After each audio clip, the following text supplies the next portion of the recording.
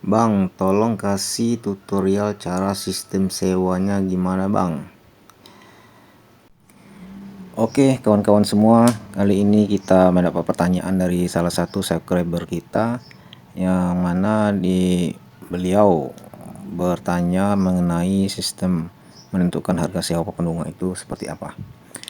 Jadi gini buat kawan-kawan semua, kalau kita mau menentukan harga sewa papan bunga itu kita tergantung di daerah masing-masing.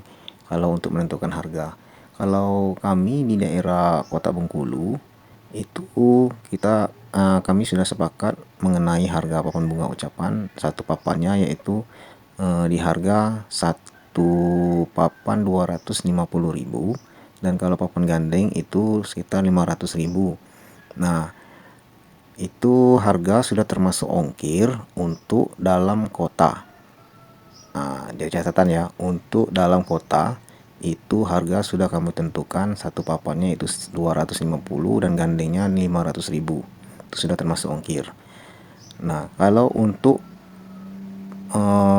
pengantaran di daerah atau sudah termasuk ke wilayah kabupaten, itu lain lagi harga yang kita berikan, yaitu kita sudah harus bisa menentukan ongkirnya berapa.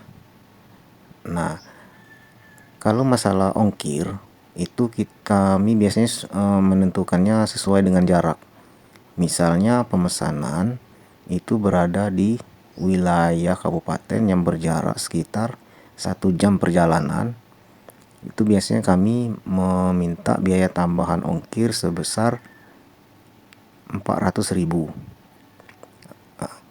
400.000 itu hanya ongkirnya saja, plus harga satu papannya tadi berapa. Misalnya harga satu papannya 250, kena ongkir 400, jadi totalnya di angka 650.000. Begitu juga dengan kalau papan gandeng. Kalau papan gandeng harga 500.000 ditambah ongkir 400.000, berarti segandengnya yaitu total 900.000 sama ongkirnya. Itu jarak tempuh sekitar 1 jaman. Nah, kalau ada konsumen bertanya, kok mahal sekali ongkirnya di angka 400.000? Jadi gini, kita bisa jelasin ke konsumen, itu jaraknya itu sekitar 1 jam. Nah, perjalanannya itu sekitar 4 kali. Nah, untuk keberangkatan pertama, kita berangkat 1 jam perjalanan untuk ke lokasi.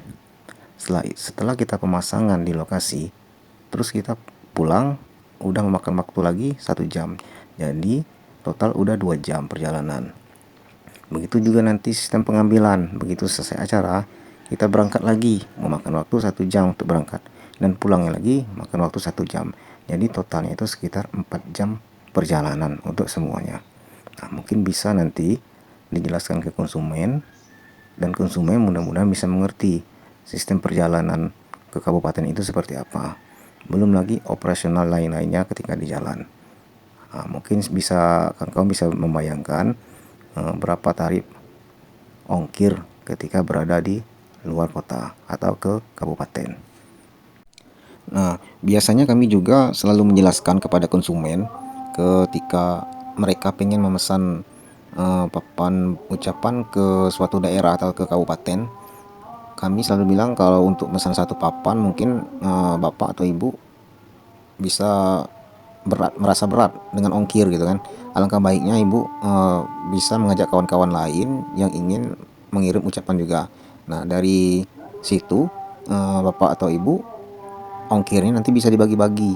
Misalnya ongkirnya di angka 400.000, kalau ada 4 orang yang mau pesan dengan barengan, nah ongkirnya tadi bisa dibagi 4, jadi 100.000 seorang, maka akan terasa ringan. Itu kalau seandainya 4 orang pesan tadi, berarti 250 ditambah 100.000 per orang, jatuhnya kan 350 per orang.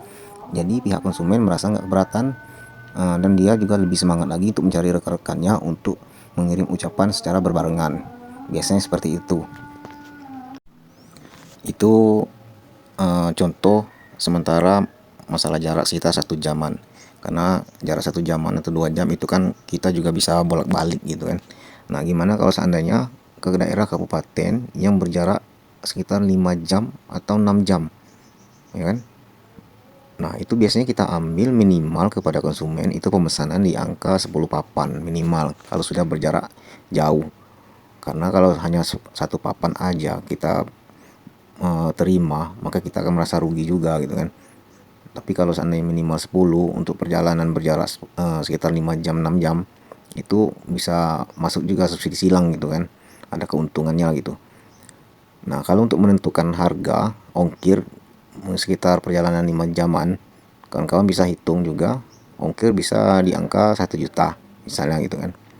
Kalau ditambah lagi 10 papan berarti 2 juta 250 dikali 10 papan aja udah 2 juta setengah, ditambah lagi ongkir di angka 1 juta atau ya ditambah 1 juta berarti total 3.500.000. Nah, kawan-kawan juga harus bisa menghitung lagi total penambahan selain ongkir, yaitu biaya penginapan dan juga biaya makan-makan ketika di jalan. Nah, itu juga kawan-kawan jangan lupa untuk memasukkan operasionalnya. Kalau seandainya penginapan 1 malam, ya kan, itu makan biaya nginap misalnya di angka 300.000 1 malam, tinggal ditambahin aja 300.000, 1.300.000. Terus uang makan ketika makan dan rokok, anggap aja makan berapa kali gitu kan selama 2 hari perjalanan, bisa kita tambahin lagi sekitar 200.000, total jadi 1.500.000. Nah, itu perjalanan ketika kita mendapat orderan jarak tempuhnya yang agak jauh gitu kan. Bisa kawan-kawan perkirakan seperti itu, di angka 1.500.000 udah termasuk penginapan dan juga biaya bensinnya juga gitu. Biasanya kami juga seperti itu, dan juga ada minimal ordernya gitu, nggak bisa hanya 1 atau 5 papan, minimal ordernya paling nggak 10 papan. Oke, mungkin sementara itu aja penjelasan dari saya. Semoga kawan-kawan bisa mengerti, bisa memahami maksud dari penjelasan saya ini. Semoga bermanfaat, dan juga terima kasih kepada Pak Abang Dimas Prabowo yang sudah memberikan pertanyaan tersebut.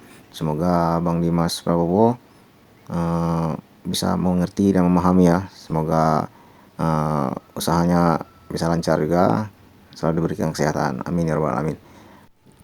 Baiklah kawan-kawan semua, mungkin itu saja yang bisa saya sampaikan. Jangan lupa untuk selalu memberikan like-nya dan juga komen yang lain. Kami tunggu.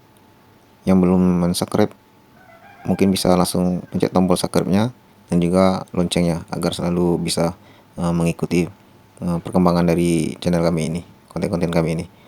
Itu saja. Assalamualaikum warahmatullahi wabarakatuh.